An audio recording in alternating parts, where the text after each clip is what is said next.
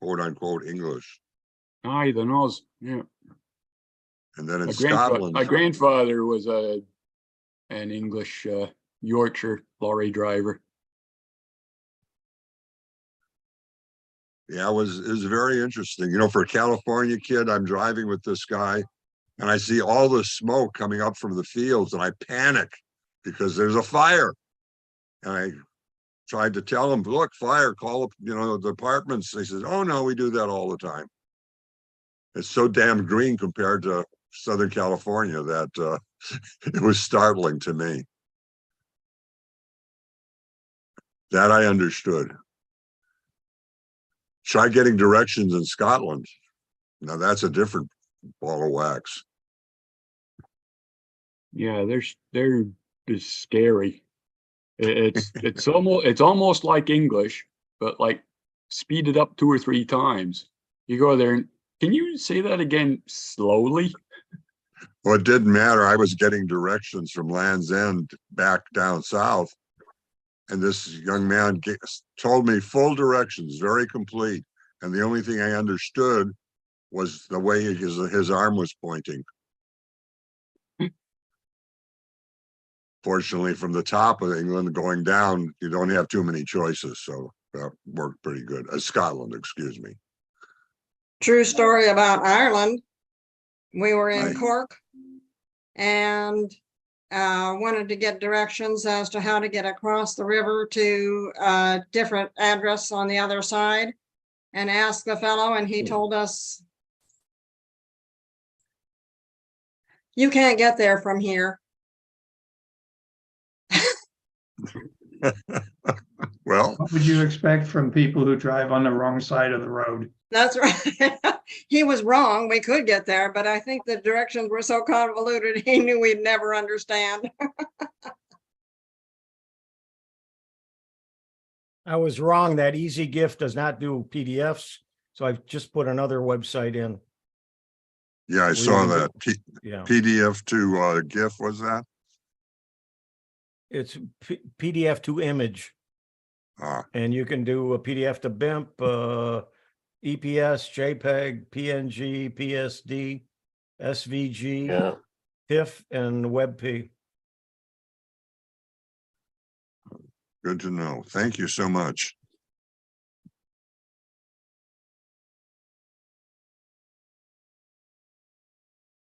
Go ahead, Carl. Yeah, good morning. And checking my mic is on. 2 things. One is I want to compliment Hewie on his excellent article on GPT. You know, out of it was published in your Saturday's Tech for Seniors newsletter, and I printed it out. Really up to date. Hewie did an excellent job. I don't know, Hewie, were you a scientific writer or a technical writer in your previous life? No, but I do know how to use AI. Oh, secret sauce. Oh. Yeah. But I am doing a video on Chat GPT today as well. And I also wanted to mention too that our local electric utility, I just got an email saying that they would do installations for EV chargers, and they would all, and the advantage is they'll come out, and they actually don't have to come out. They of course know what you have in terms of service, and they'll give you estimates for installation for the the wiring. Of course, you need it near the vehicle, the connection, and they'll also provide the charger of the kind you want or the type you need, I suppose, Tesla or others, and you can do financing. So they're going to make a lot of well, it could be good or bad depending on the local electricians who were openly competitive. Now there'll be you either be part of the program or you're out of business, I would suspect. That's it. So speaking of the Saturday newsletter and AI, Hewie, I got to tell you, on Saturday, my article was about, and today I'm talking about Google One and their VPN. And so I thought I would put an article in the Saturday newsletter about Google One's VPN. So I asked ChatGPT, I said, what are the advantages of using Google One's VPN? Write me a short paragraph on that, right? So it did. It wrote a nice article about it, and it put the 5 reasons why you should use Google One's VPN. But in one of the 5 reasons it said is because you can geolocate a new position, which you can't do on Google One's VPN. So it chose the reason why you might be a GPN as a general points on there to put in the article. So you have to be very careful, because that was not true. It went out and looked at the advantages of having a VPN and applied that to Google One, which isn't true. And so you have to be very careful on that. I'm not saying AI is bad, but you have to be careful, because that was not true. You have to See, be one of mindful. the disadvantages of using Google One's VPN is the fact that it chooses location. That's You right. do not have a right to, or can't choose your own. That's right. So anyway, thought I'd just throw that out there. Speaking of the chat, have you heard about the audio artificial intelligence chat, where they can actually copy your voice? Yeah. Yep. Yeah, Bob, I think Bob's going to talk about that today. Is Well, that today? Well, Jim, what I wanted to do today is I wanted to do the opening sequence, and I would be doing it, but it would be Hewie's voice. and I had it all downloaded. I had the software ready to go. It's just too much work. It just ended up, it's going to take too much time. But when I come on and I say, and this is Tech, I'll be your host, it would be Hewie's voice that you'd be listening to. And I'd uploaded his voice, and I was going to get it all done, but it was going to take too much time, but it was an idea I had. Yeah, well, it's scary because I spent 30 years in law enforcement, and Yeah. to see another tool for scamming people is sad. I wonder how they're going to develop any kind of filters for something like that. Yeah, I don't know. That's a tough one, eh? Jim, It's called your brain. You've got to just be very careful and double check all the articles I've been reading about it. They say you just have to check with the person that says that's trying to scam you, what they say, and then you have to double check with the actual person. It just slows everything down. I'm more like Hercule Poirot. My little gray cells are not growing as fast as they used to, or they're going the other direction, I'm afraid. No, You can't take anything. You can't take anything for granted anymore. Everything needs to be verified. Right. Photos don't lie, remember? Yes, they do. Jim, unless you have Photoshop. Jim, you'll know when it's working, when you tune into Tech for Seniors and you see yourself there. That's a good one. We should have Jim's voice on here. Yeah, that'd be a good one. We should get Albert Jim's voice on. Yeah. Oh, too funny. Yeah. There you go. Well, these things are still not appliances where you just plug them in and everything's safe to run. And now even the appliances aren't safe to run. Elaine. Hi. Tuesday, you had a thing in the newsletter about checking your Google devices and clearing out the ones that are not devices that should have been checked in on your account. And that was entitled Google Clearing Old Devices from Account. Okay. That was on the 7th on your newsletter. Really? Yeah. Tuesday newsletter, March 7th. My note says, unless it's wrong. Anyway. That's 2 newsletters ago. I didn't put that. Did I put it in? You or Hewie. It wasn't me.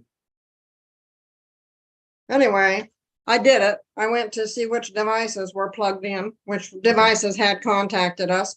And sure enough, it went to my account, google.com device activity. And it says there were 9 devices just signed in. Well, we have 5 computers and 1 actually 2 telephones. But I thought, well, okay, there's something there. So I went to check in on which devices had checked in. And it says Windows, Round Rock, Texas, USA. Windows, Round Rock, Texas, USA. Windows, Round Rock, Texas, USA. It has no identification as to where these devices are or what these devices are, except the device that I was using to check in, which is our computer named Ella, your current session. So I didn't find that very helpful. And then I discovered also that it says when they checked in and what browser they used. One used Google Chrome, one used Firefox, another one used Google Chrome, and that gave a date, and that's all. Am I missing something here? Well, I'd like to know who those devices are and why they're Yeah. why they're on there. If are they bit mining, or are these illegal? Like we need to check this out and find out why they're there, right? Well, when I clicked on it for more information, all I got was something that says the sign in. And it just says Round Rock, Texas, USA. And all of our computers, I mean, the computer that I was using also said Round Rock, Texas, USA, which is close to Georgetown, but it's not Georgetown. But it's where I Probably got your one of the internet, computers. it is probably your internet service provider's location. That Yeah. could be. But all it told me was a choice to sign out, or if I don't recognize something, signing it out. And these are probably all my computer. If it's every time I check in, because sometimes I check in with Google Chrome and sometimes I check in with Firefox. Yep. So they could all be one of Yeah, our probably. 5 computers. But If I they're- just didn't know if anybody else had come across this and wondered how you tell which computer, or how you can give your devices a name so that when Google tracks it, they know which computer it is, not just where the location is. Yeah, I've got it's called a Fing, F-I-N-G box. I've had it. It was a it was one excuse me. It was one of those Indiegogo things, and I bought it several years ago. It's just on my phone, but it's just on my line, and so I don't even pay attention, except every month it gives me a report. But if I go in and check it, it will tell me what all the different things are that I've got signed in, because I've got lights, I've got all kinds of, I've got the Miss A, and I got another one in the other room, and I've got lights that can turn on automatically and so on. So all of those have locations and names to them. Some of them you can put names to them, some of them you can't. But there are devices out there that can go in a little bit closer and tell you what they are. But if they're all coming from the same location, my bet is it's probably from your computers or from your We phone. also have a Wise camera, and we have Miss A, so I suppose some of that Yeah. could be. It's just that it was kind of Yeah. frustrating only to see Windows, Round Rock, date that it signed in, and what browser was used. Yeah, Isn't if we said Round it was Rock coming where from- Dell is located? Sorry? Isn't Round Rock where Dell is located? Yes, actually it is. So maybe. So that's a good question. Bob, do you have any comments on that? Well, it's only going to give you where you signed in from. And Yeah. that can, as I said, be the location of your internet service provider, Right. not But if it would give necessarily me a you. device identifier, it doesn't even give me a MAC address, the famous MAC address I was looking for before. Yep. Yeah, They just said they'll only let you know some information. They didn't tell you it was going to be precise information. Okay, Elaine, I gotta talk to Ivana and see what she, okay, we'll move on. sure. Okay, Ivana, go ahead. You're muted, Unmute yourself, Ivana. Ivana. When you were talking about verifying with the person when a scammer contacts you, are we now going to have a special word to make sure we're talking to the relative or person that says they need money? Is the Yeah, family sa- going to have Well, to have a code good word? point. That's a good point. Yep. Yeah, good point. a safe word, yeah. A safe Yeah. word. Well, if Yeah. they need money, just refer them to Silicon Valley. Yeah. Right. Well, I mean, when my granddaughter, we have a word. If somebody tries to pick her up, she'll Right. ask them the word we've chosen, and if Right. they don't know it, she's to run. Right. That's a good idea. Yeah. Yeah. Yeah. Good point, Amanda. That's a very good thought. Yep. Good idea. So the families will have to have a code word Yeah. to cover or as a reality check then. Right. Well, just as we have a safe word with the company that monitors our home, with the alarm goes off and you did that by accident, before they turn it back off and call the cops, you better give that safe word. Otherwise, you're telling them, hey, wait a minute, I made a mistake, means nothing. Okay, they use a safe word if you have an alarm company. Oh, I did not know that. Yep. Yeah, well, Thanks, it's a good Savannah. idea just for family. Yeah. It's Yeah. two-factor Oh yeah, it's a great idea. It's a authentication. great idea. For sure. Excellent idea. Thanks, Savannah. Thank you. Good thought. We have 3 minutes left before we start. We have a big show today, so we're going to get going maybe a minute early. We want to get on with life. If anyone has a real short question or anything they want to comment When an alarm goes off, does that mean it's on?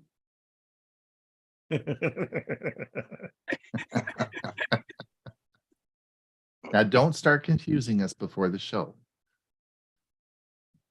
Yeah, plenty of time later. Yeah.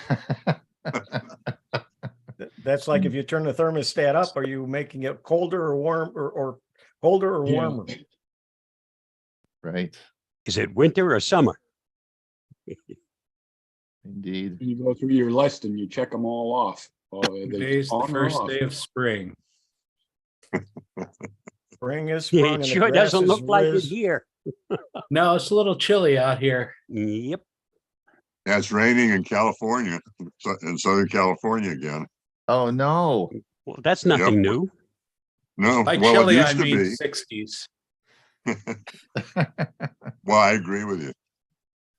Yeah. I mean, I've got 4 layers on and I'm in, Arcadia, which is right next to Pasadena and Los Angeles. And it's cold for us, not for you guys up north. Right. Okay, I think it's time for us to start, isn't it? It is. We're going to start. Thank you, Hewie, for keeping me on my toes. We'll mute everybody and we're going to get the show started.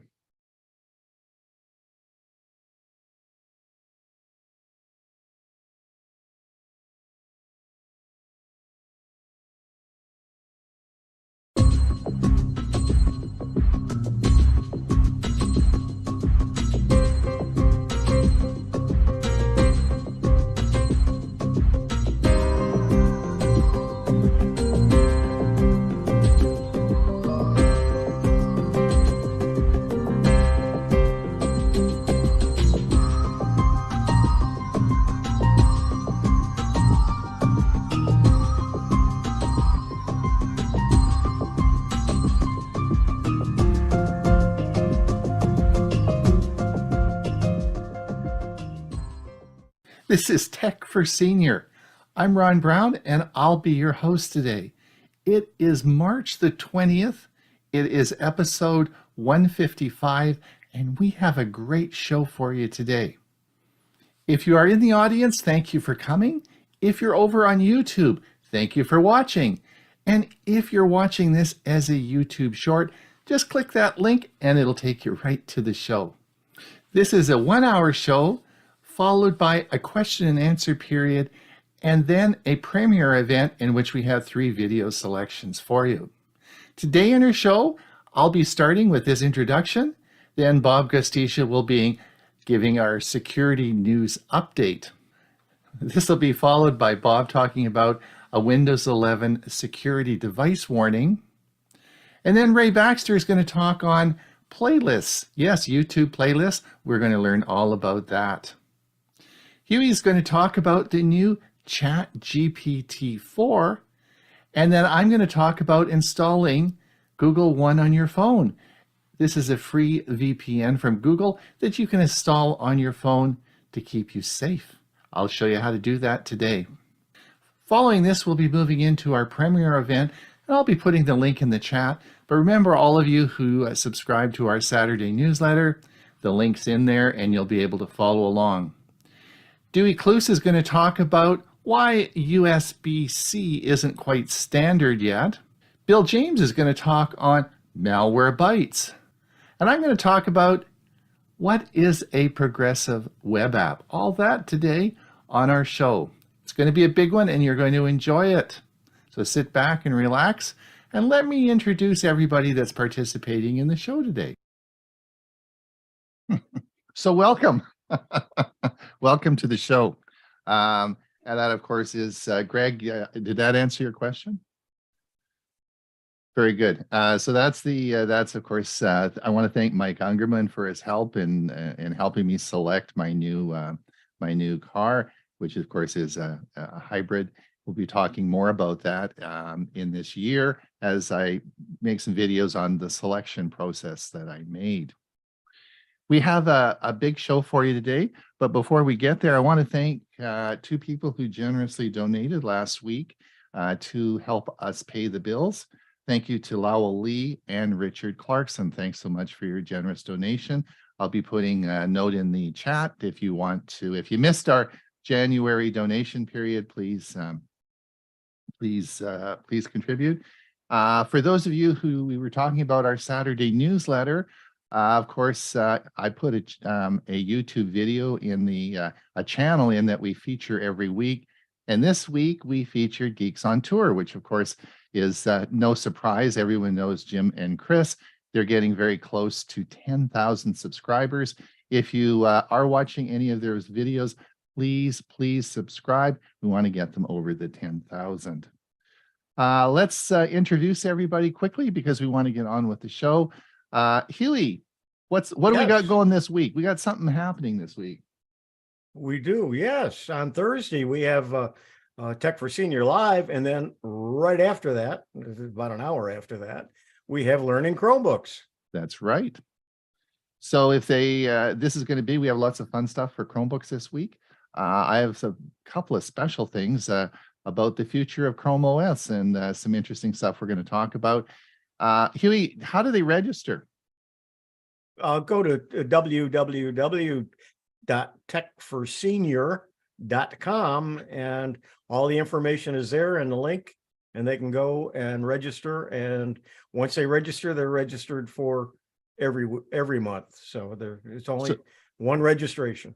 Right. So you'll be sending out the notifications today? Yeah, there'll be a reminder later today, and there'll be another one on Wednesday. Okay, great.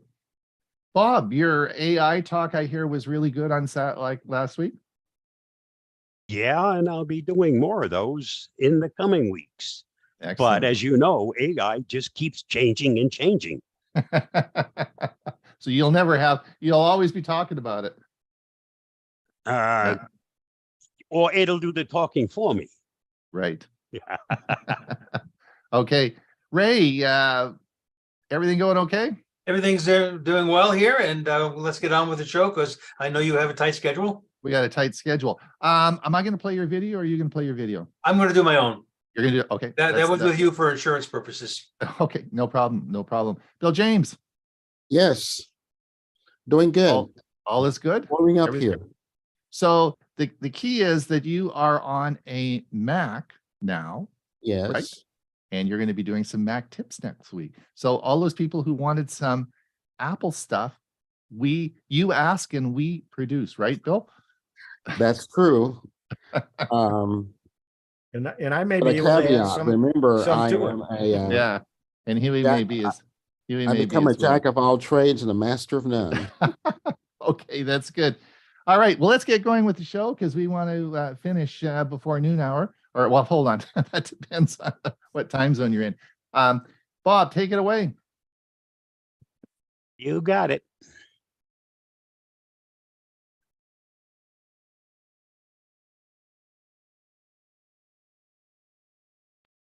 Here is the Avast Security News Roundup for the week ending March 17th, 2023. Warning: AI-generated YouTube video tutorials spreading InfoStealer malware. Threat actors have been increasingly observed using AI-generated YouTube videos to spread a variety of Stealer malware such as Raccoon, Redline, and Vidar. The videos lure users by pretending to be tutorials on how to download cracked versions of software such as Photoshop, Premiere Pro, Autodesk, 3ds Max, AutoCAD, and other products that are licensed products available only to paid users. These links are often obfuscated using URL shorteners like bit.ly and cut.ly, or alternatively hosted on Mediafire, Google Drive, Discord, GitHub, and Telegram's telegraph.ph. Read more at thehackernews.com. Microsoft rolls out patches for 80 new security flaws, 2 under active attack. Microsoft's Patch Tuesday update for March 2023 is rolling out with remediation for a set of 80 security flaws, 2 of which have come under active exploitation in the wild. 8 of the 80 bugs are rated critical, 71 are rated important, and 1 is rated moderate in severity. The updates are in addition to 29 flaws the tech giant fixed in its Chromium-based Edge browser in recent weeks. The 2 vulnerabilities that have come under attack include a Microsoft Outlook privilege escalation flaw and a Windows Smart Screen security feature bypass. Read more at thehackernews.com. Fake ChatGPT Chrome extension hijacking Facebook accounts. A fake ChatGPT branded Chrome browser extension has been found to come with capabilities to hijack Facebook accounts and create rogue admin accounts, highlighting one of the different methods cybercriminals are using to distribute malware. The browser add-on is promoted through Facebook-sponsored posts, and while it offers the ability to connect to the ChatGPT service, it also engineered to surreptitiously harvest cookies and Facebook account data using an already active, unauthenticated session. Read more at thehackernews.com. Lookalike Telegram and WhatsApp websites distributing cryptocurrency malware. Copycat websites for instant messaging apps like Telegram and WhatsApp are being used to distribute Trojanized versions and infect Android and Windows users with cryptocurrency Clipper malware. All of them are after victims' cryptocurrency funds, with several targeting cryptocurrency wallets. The attack chain begins with unsuspecting users clicking on fraudulent ads on Google search results that lead to hundreds of sketchy YouTube channels, which then direct them to lookalike Telegram and WhatsApp websites. Read more at thehackernews.com. Multiple hacker groups exploit 3-year-old vulnerability to breach U.S. federal agency. Multiple threat actors, including a nation-state group, exploited a critical 3-year-old security flaw in Progress Telerik to break into an unnamed federal entity in the U.S. The disclosure comes from a joint advisory issued by the Cybersecurity and Infrastructure Security Agency, Federal Bureau of Investigation, and Multi-State Information Sharing and Analysis Center. The indicators of compromise associated with the digital break-in were identified from November 2022 through early January 2023. Read more at thehackernews.com. DISA urgent warning: Adobe Cold Fusion vulnerability exploited in the wild. The U.S. Cybersecurity and Infrastructure Security Agency on March 15th added a security vulnerability impacting Adobe Cold Fusion to its known exploited vulnerabilities catalog based on evidence of active exploitation. Adobe Cold Fusion contains an improper access control vulnerability that allows for remote code execution, CISA said. The vulnerability impacts Cold Fusion 2018, Update 15 and earlier versions, and Cold Fusion 2021, Update 5 and earlier versions. It has been addressed in versions Update 16 and Update 6 respectively, released on March 14th, 2023. If you're not up to date, do so ASAP. Read more at thehackernews.com. Google says Galaxy S22, Pixel 6, and more at risk due to unsafe Exynos chips. Google's Project Zero security research team has posted a blog highlighting active vulnerabilities in Samsung's Exynos modems. 4 of the 18 reported security issues with the Samsung chips in question are severe and could give hackers access to your phones with just the help of your phone number. Affected devices using the unsafe Exynos modems include the Galaxy S22 series, Pixel 6 series, and several other phones. Read more at androidauthority.com. This week's must-read on the Avast blog. Read Avast's top articles on Amazon call scams are on the rise. Here's what you need to know. Read the article at the link listed or watch my video at the YouTube link listed. Did you know? According to Wired, floppies are still used across the airline industry to update planes, including some Boeing 747-200s, newer 747 and 767 variants, Airbus A320s, and some business jets. British intelligence agency M16 hacked a terrorist organization website and replaced bomb recipes with cupcake recipes. When feeding, a hummingbird can lick 15 to 20 times per second. Just thought you might want to know. And that wraps up another week of the Avast Security News Roundup. Stay safe, stay secure, and I'll see you again next week. Bye-bye.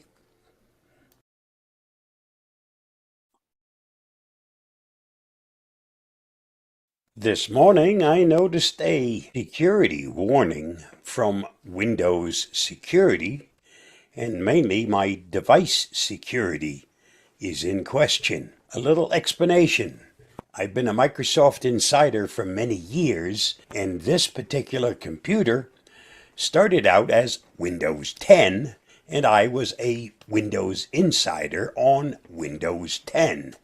Then about 7 or 8 months ago, I received mysteriously and unexpectedly an upgrade to Windows 11, even though this particular computer doesn't meet the requirements. It doesn't have a TPM2 chip. It doesn't have an 8th generation or newer processor, which is needed in order to run Windows 11. However, Microsoft, for some reason, thought that I would probably enjoy Windows 11 on this computer, even though it's not capable of running it. Now, I've not had any problems. The computer has run Windows 11 flawlessly. So apparently something in the latest Insider Build update now checks on the TPM chip.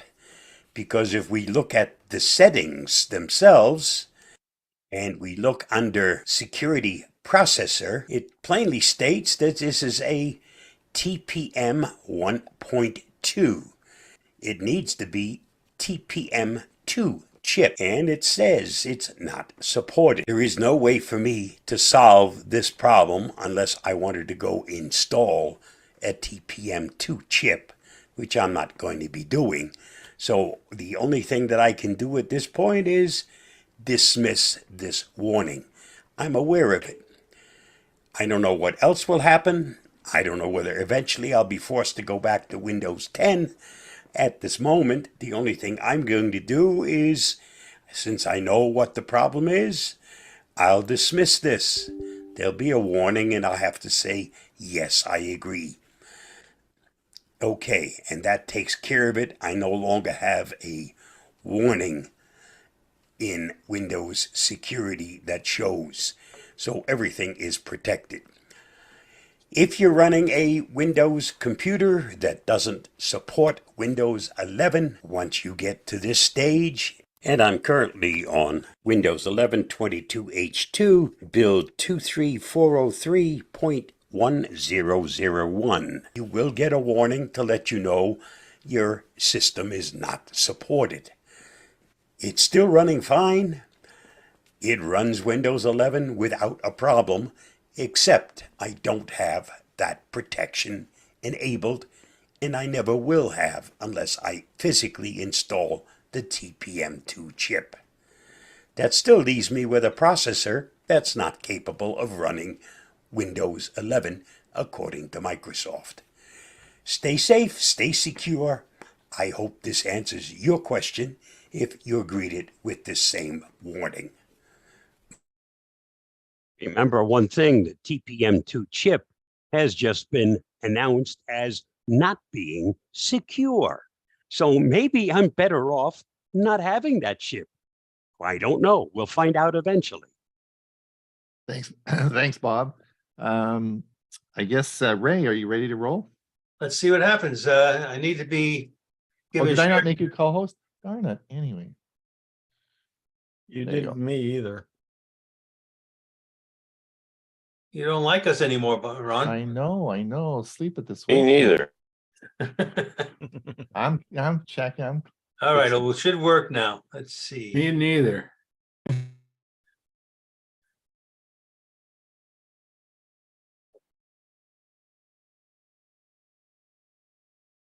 Okay, creating a modern music playlist. Yes, the times have changed for sure. So the good old days. For many of us, this is how we created a music playlist as teenagers. Stacking your 45 RPM records on a changer that would let gravity do all the work. Now, most people don't realize this, but the 45 RPM record was manufactured in a way that it had ridges along where the label was. So when they were stacked, the playing surfaces would not touch. Typically, you could put up to 10 records, which might have given you maybe 30 minutes of playing time before you had to turn the stack over. This was a playlist. Now, today we have music streaming services, many of them, Spotify, Apple, Amazon, many others. My choice is YouTube Music. For in addition to the millions of song choices, their video collection is what makes them the best option for me. Now, most are similar in that they offer a free service where what you choose to hear can be limited and there are ads before each song is played, or a paid service, typically $10 monthly, where the songs played are ad-free and the user can make specific song and artist choices. Both services offer the ability to create music playlists, and that is the focus of today's presentation. And just a reminder, you do not own the music when streaming. Now, if you own a CD and you rip it to your computer or you pay to download a song, that is music you own and can be stored on as many devices as you choose. But when streaming a song, they are maintained on the provider's server, and you are basically renting the opportunity to listen to them by either agreeing to watch ads or paying a monthly fee. Now, streaming is how many of us today watch movies on our TV, and it's pretty much the same with music listening. Now, here's why I started to use playlists, and I really didn't start this until a few months ago. Now, for many years, I would meet with a group of buddies in person, and we actually would play records and CDs. But COVID stopped this about 3 years ago. Now, while the group started to meet again for luncheons, and we called it Romeo, and what does Romeo stand for? Retired Old Men Eating Out. The music was missing. So I decided to use the YouTube Music app on my phone so I could call up the songs the attendees wanted to hear by using a dual Bluetooth speaker setup in the private room of the restaurant where we ate. Now, instead of physically bringing records and CDs and all the equipment necessary to play that, the 11 attendees would in advance give me the song titles they wanted me to play. I would list these on a spreadsheet each attendee would be given, so if they heard a song they really liked, they knew the title and the artist's name. And then I went ahead and I created a playlist of these songs in a particular order.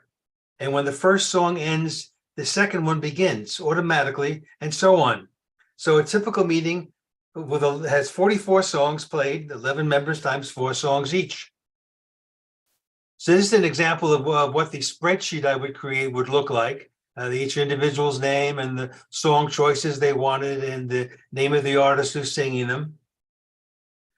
And then how to begin using playlists. Okay, so the following steps, and I'm going to show you a video about this in a minute or so, but let me tell you first that the following steps relate to using YouTube Music, although I would think other streaming services are similar. But my guess is those providers do not offer the extensive library of video songs, including original live performances, which I like so very much. Now, the steps I'm going to show you have been done using my Windows PC, and they're pretty much identical when using the YouTube Music app on my Android phone. Now, I'm going to assume MacBooks and iPhone users will not vary much, if at all. Most folks create music playlists for specific reasons, such as to use when working out, or maybe you want to have happy music when you're feeling low. The choices you can make for yourself are really endless. So the steps to create a playlist. You have to first download the YouTube Music app to install and open it on your phone as well as on your computer. I suggest you have it in both locations because the changes you make on one device will automatically show up on the other. You tap the search icon and you can use either the keyboard or your voice to search for a song and or artist. Saying a song title followed by the artist name usually works just fine for a particular tune. Saying only the artist name will provide all the songs available by that artist that are on YouTube. So you tap the little icon that says plus add, you'll be given the choice to create a new list or to add to an existing one. And when using the option for a new playlist, the screen will open for you to type in the name you want to use. So let's see how this works. Okay, so here's an example of my paid account. I've opened it up to YouTube Music and it brings up the home page automatically. And it shows some of the artists that I've listened to recently. Here's the playlist I created for the March 2023 meeting of my music club. When I click on that, it'll show me the 44 songs I've talked about before that are all part of it. And I just started to play the first one, and all of these automatically played in succession. So it made it really easy for me to provide the music for our club meeting back in March. Now, I'm going to add songs to a new playlist to show you how I do that. So I'm going to click on the search, and I'm going to search for a song by the Dells. I'm going to search for Dry Your Eyes. I click on that and list a whole bunch of songs on YouTube Music that are the actual Dry Your Eyes by the Dells. And I'm going to just choose this first one here, top result. And I'm going to click on the word add, and I'm going to add it to a new playlist. And that new playlist I'm going to call TFS, Protect for Seniors. And that's my new playlist. And I'm going to create it. And here it is. It's TFS. It's a public playlist. One song is in there, and I'm ready to go. Now I'm going to do a second song. So again, I click on search, and this one is going to be My Girl by the Temptations. up come the different results. And this first choice is the one I need. And here, if I just click on the add button, down here, it's automatically added it to the Tech for Senior playlist because that was the last one that I used. If I wanted to go to a different playlist, I could do that by clicking on the 3 buttons here and then add it to a playlist, and it would give you the chance to create a new one. So this is how easy it is to add songs to a playlist. If I go back now and look at this playlist, it says 2 songs, total of 5 minutes and 18 seconds. And if I click on the button here for the rather the icons here, well, actually, I don't have to do that. It's showing them right here. Dry your eyes. And if I clicked on the play button, it would play it. I'm not going to do that, of course, for copyright considerations. But this is how easy it is to create a playlist and then add songs to it. And when I'm done, then I just need to click on here and sign out of my account. So I'm going to stop the recording now so I can get back to the PowerPoint presentation. So why don't you give streaming a try? You have nothing to lose by giving music streaming a try. Creating and using a playlist has replaced watching 45 RPM records drop from the record player spindle for most of us. The song list can be as long as you want it and for whatever purpose you deem necessary.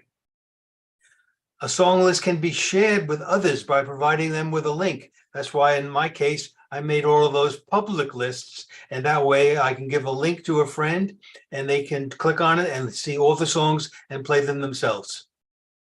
The introduction to a favorite artist's songs you never knew, as well as new artists singing favorite songs for some of us, could be an endless exercise. So give the free service a try and you may find yourself becoming a subscriber. All right, the end. Thank you very much. Let me bring us back. It's a worthwhile endeavor and I get a lot of enjoyment from it. Ray, you missed the most famous playlist of all. Though. What is the most famous? It's Ray's Music. Ray's Music. I've heard of that. It's on the it's on the Tuesday newsletter, and it is all your songs that you've done since we started the show. It's all. That would take what, about 2.5 years to listen to them all now? Exactly. You just turn it on. I do it all the time. Just put that list on, and it plays all your songs. Right? It's great. So thanks so much. That's really interesting. Good. We'll actually have a big announcement next week, more on playlists, but I'm not going to get into that today because we have a big show. But we have some big announcements for next week. Who's next here? I guess Hewie. I think where's Hewie? I'm here. You're here. There you go. Yeah. You're up. Well, tell us about Chat GPT-4. This is big news this week. This is big news this week. It changed even while I was creating you were it. doing it. So it's kind of in pieces and parts here. Let me find it. Where to go? I'm in the wrong place. Hang on one second. Come on. There we go.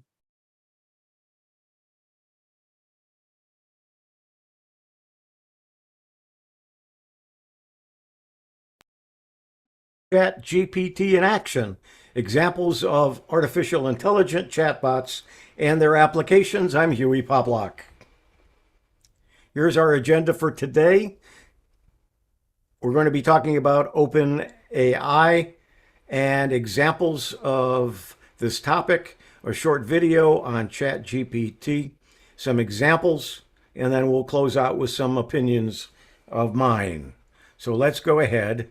And here is the example of this topic. I'm going to use GPT to help us decide what to use in this presentation. Here is the ChatGPT screen. After I show you this, we'll do the compulsory few slides that explain what ChatGPT is, and then we'll do some more examples. You will note here that over on the left, where it says start a new chat. Your history will show up here. So as we add things, we'll get some listings here that we can go back to if we need to. Down here is if you want to upgrade to the Plus, which is about $20 a month. Then you can put it in dark mode. You can look at some updates and FAQs. You can log out of your session. In the main screen, you've got Chat GPT. You've got 3 columns here. You've got examples, and it shows some examples. Explain quantum computing in simple terms.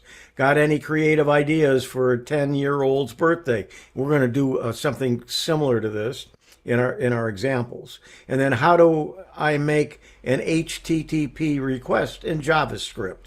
I'm not going to get into any of the technical things that you can actually do with ChatGPT, including writing code for web pages. Capabilities. It remembers what user said earlier in the conversation. It allows a user to provide follow-up corrections and trained to decline inappropriate requests. And then there are some limitations. It may occasionally generate incorrect information, so you do have to go through your information and make sure that it is factual and correct. It may occasionally produce harmful instructions or biased content, and it has limited knowledge of the world and events after 2021. So all of the things that it goes out and gets information, almost all of it is prior to 2021. Let's try to decide what we're going to do for this Chat GPT in action, some examples of AI or artificial intelligent chatbots in their application. Let's go ahead and have it give me 10 topics that ChatGPT can respond to. So you'll have an idea. So if we type that in, and then we hit the little arrow over here on the side, it goes out, puts together 10 topics that GPT can respond to. I could say 20 topics, I could say 5 topics, and so on, and it will give me some examples of some things. Health and wellness, technology and artificial intelligence, personal development, and then you can read what's there. So it can do a whole number of things, and now you'll notice that under the list of chats, it's already up here. Now let's do a short video on ChatGPT with the compulsory slides that you have to have explaining what ChatGPT is. ChatGPT in action. Examples of AI chatbots and their applications. I'm Hewie Poplock. What is ChatGPT? ChatGPT is an artificial intelligence-based chatbot created by OpenAI. It uses algorithms to generate text-based responses similar to human conversation. The history of GPT chatbots. OpenAI's original GPT chatbot was trained on a vast collection of text data from the internet. GPT-2 was launched in 2019 and GPT-3 in 2020. GPT 3.5 was launched on November 30th, 2022. GPT-4 was launched March 14th, 2023, and is the successor to GPT 3.5, which powers ChatGPT and the latest iteration of Generative Pre-trained Transformer, or GPT, a powerful language model created by OpenAI. According to OpenAI, GPT-4 is 82% less likely than GPT 3.5 to respond to requests for content that OpenAI does not allow, and 60% less likely to make stuff up. GPT-4 is also 40% more likely to produce factual responses than GPT 3.5 on OpenAI's internal evaluations.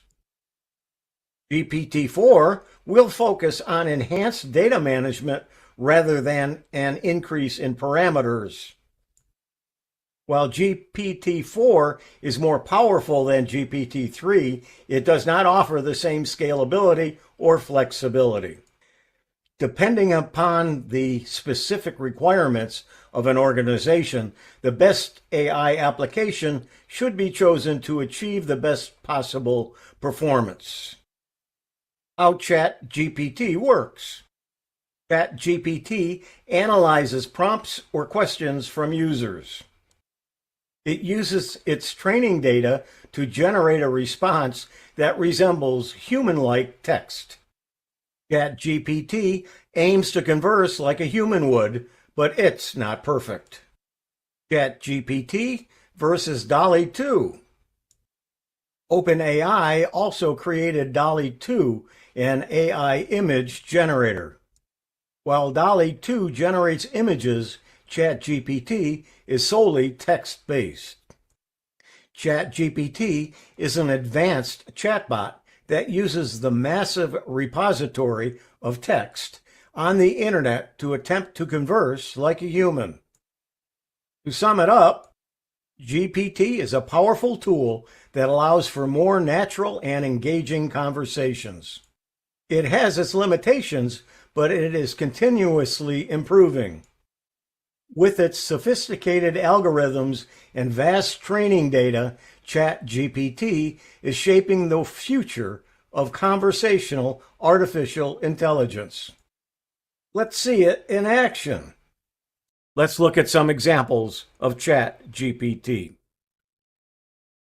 Using something similar to the example, let's try this one. Got any creative ideas for an 80-year-old's birthday? Let's see what it gives us. Here are some of the suggestions: a scavenger hunt, a virtual birthday party, something outdoors like a walk, a picnic, or a boat ride, a photo show, a surprise party with decorations, food, drinks, and a cake, a family history with a family tree or written family history, something from the person's bucket list, or even a personalized gift. So we've got now a list of many items. One of the ones they suggested earlier is using a game virtually. Let's find out what games might be used on Zoom to celebrate the birthday. It now continues from where we left off. It remembers what we were talking about. You don't have to go through a whole description of all of the things that we already talked about to ChatGPT. Some of the ideas for some fun games to be played on Zoom are trivia games, charades, Pictionary, bingo, name that tune, two truths and a lie, and escape room. Now they mentioned bingo, so let's do a follow-up question about bingo. How do I create a virtual bingo card with numbers, words related to the birthday person? It continues with instructions on how to create a virtual bingo card using websites for that purpose. It gives us more suggestions on creating the cards.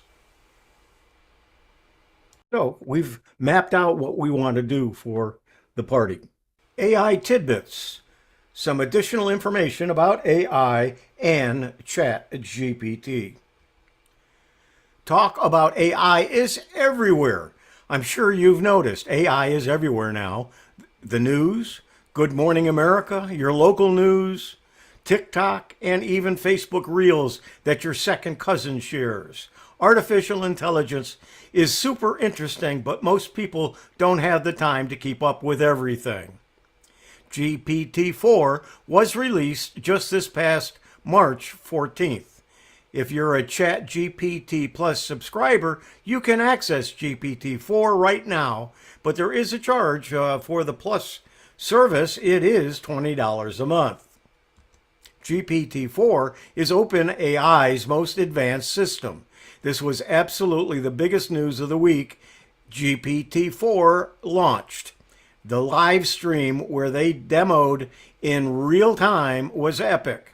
On the stream, they took a poorly drawn image of a website mock-up and took a picture of it and told GPT-4 to create a website based on that mock-up. And it did. They also showed it sort through the complicated tax codes to help someone figure out their tax liability. This is the most powerful large language model to date. Check the recording of the live stream event. Enhanced creativity. GPT-4 can generate, edit, and iterate with users on creative and technical writing tasks, such as composing songs, writing screenplays, or learning a user's writing style. Visual input. Not content with just text, GPT-4 can now handle visuals. The model's ability to process text and images simultaneously allows it to interpret more complex input. Longer content. With a staggering 25,000 word capacity, GPT-4 opens the door to entirely new use cases. And there's a lot of new newsletters about AI. 3 that I subscribe to: Incline.ai, AI Unleashed, and Ben's Bytes. Microsoft uses ChatGPT. Microsoft unveiled new artificial intelligence integrations to its line of Office 365 products that will make its customers' data available by asking simple questions to a chatbot instead of mouse clicks and typing. Called Office 365 Copilot, the move is the latest big announcement for the company since it unveiled its Bing chatbot last month, which is integrated into its search engine. More from Microsoft now. By employing the technology which was developed with ChatGPT creator OpenAI, Microsoft is weaving into its core products. While Microsoft is not a big player in search, at least not now, it's far and away the leader in business software, including its Outlook email client, Microsoft Word, and Excel. The new integrations will remove the drudgery from our daily tasks and jobs, freeing us to rediscover the joy of creation, Microsoft's CEO Satya Nadella said. In a demonstration, Microsoft showed off the new capabilities that will allow customers to create PowerPoint presentations by typing a simple sentence and create action automatic agendas based on what was discussed in a Microsoft Teams meeting. The new integrations won't be available right away. The company said it would be unveiling them in the coming months. There's also a lot of changes in advertising.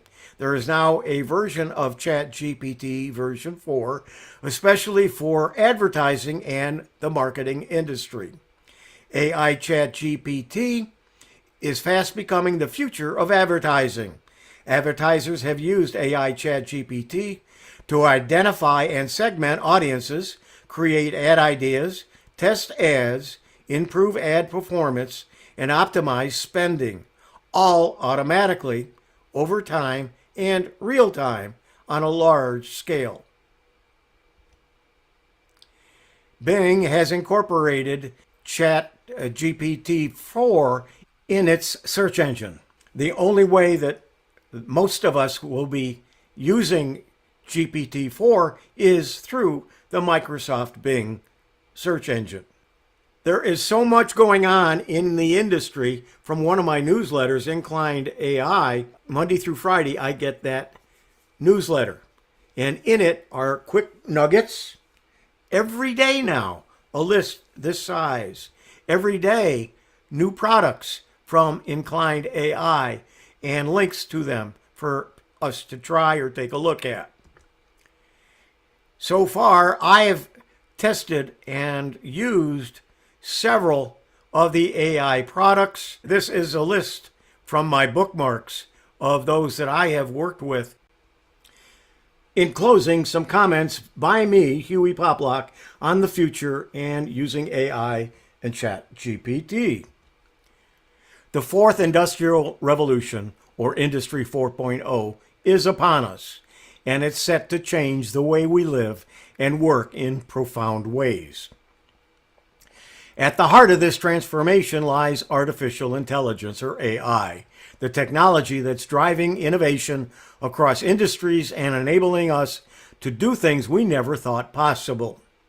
One of the most exciting examples of AI in action is ChatGPT, a language model developed by OpenAI that's revolutionizing the way we interact with machines. We now have ChatGPT. It's the cutting-edge technology that makes it so powerful, and it holds the power for shaping our world in the years to come. This has been ChatGPT in action, examples of AI chatbots and their applications. I'm Hewie Poplock. Well, thanks so much. Excellent, excellent. I'm sure there'll be Thank lots you. of questions in the chat. All right, I want to follow up with my section now.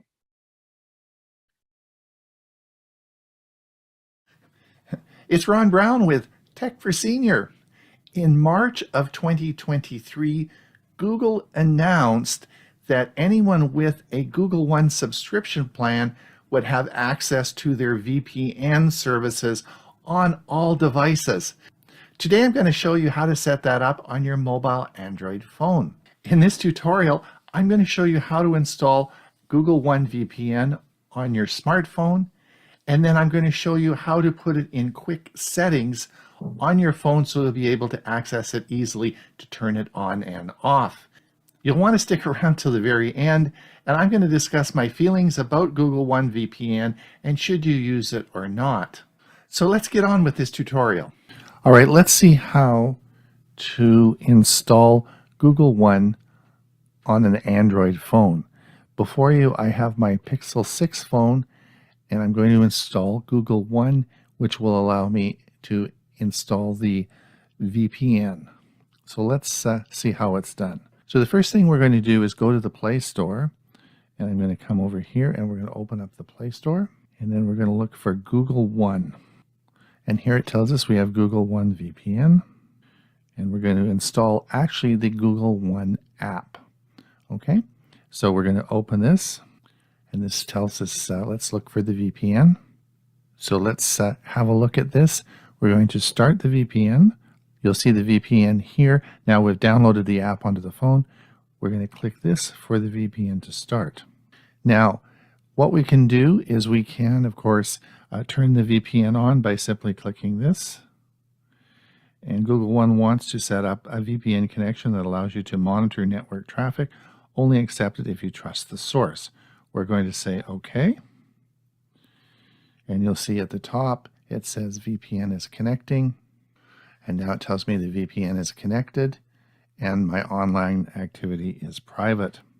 It also tells us that the VPN on your Android device, you can reduce the online tracking by hiding your IP address, stay protected from hackers on unsecured networks, and browse the web with a secure and private connection. Now, this as well has a section for viewing apps. When a VPN is on, we can update the settings. And as I've showed you before, you can come down, and these are the apps that are on my Pixel 6 phone. Now let's say, for example, I want to use the Auto Trader app, but it doesn't work well with the VPN. Maybe it won't, it needs to know my location. There's some reason why it just doesn't work with that. If I click the plus button here, you'll see that the Auto Trader is now in the apps that will bypass the VPN. So you can set up specific apps that you can use that will bypass the VPN. If you have problems connecting, which you sometimes can because the site may know that you're using a VPN and not allow you on that site. So this is how you bypass the VPN. Now you also can add VPN to quick settings. Turn on VPN from quick settings menu for easier access. Let's learn more. Now I want to show you how to use the VPN using the quick access settings, so you don't have to go through the Google One app. So let's have a look and see how we're going to do this. Take your finger and I want you to scroll from the right down, and you'll see we come up with our settings menu here with quick access. If you come down to the right hand side, you'll see the little button for editing. Let's click this, and this now brings up all your apps. If you look at the edited menu here, you'll see that the top two features at the top are internet and screencast. So let me come down, let's scroll down here. And what we're going to do is we're going to find VPN by Google One. Let's take this and move it to the top. So I'm going to long press on it and hold it, and we're going to drag this up now, and let's drag it right up to the very, very, very top, and we're going to put it right at the top. So I can now turn on and off Google One simply by this button on my quick access menu. So let's get out of here. And we're back now to my home page. We're going to drag down from the top, and you'll see right at the top here, you'll see VPN by Google. If I want to turn the VPN on my phone, I just tap this, and it now is connected my VPN. And to disable that, I just click here, and it will disable the VPN. So what is Google One? Google One is a subscription services that offers a package of services from Google. If you look at this diagram, the most important is the storage. And most people purchase Google One for the extra storage. And as you can see, you get 100 gigabytes for about $20 a year. Then you get 200 gigabytes for $30 a year and 2 terabytes for $100 a year. Now, most people, if they have a Gmail account, have the standard 5 gigabits of storage, and oftentimes you want more. And for the vast majority of people, 100 gigabytes is just fine, which is simply $20 for the year. It used to be that that did not include the VPN service from Google, but the change is it does now. All the plans, you're able to use the VPN service, which makes it a great deal for you. So is this a VPN you should trust? Can Google see everything you do when you're connected to a VPN? Let me answer that. To put it simply, no. Google One's VPN is built in a way that it cannot track you on the network, and it cannot identify your personal information with your internet pathway. They use a system called blindsiding to provide a stronger guarantee that your network identity cannot be revealed.